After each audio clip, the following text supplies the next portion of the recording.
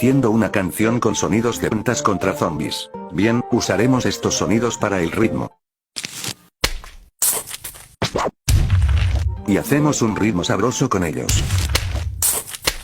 Obviamente también usaremos sonidos de zombies.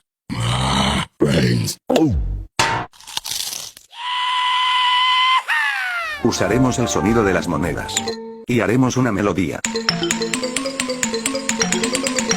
Lo mismo con los soles. El loco Dave será nuestro rapero estrella.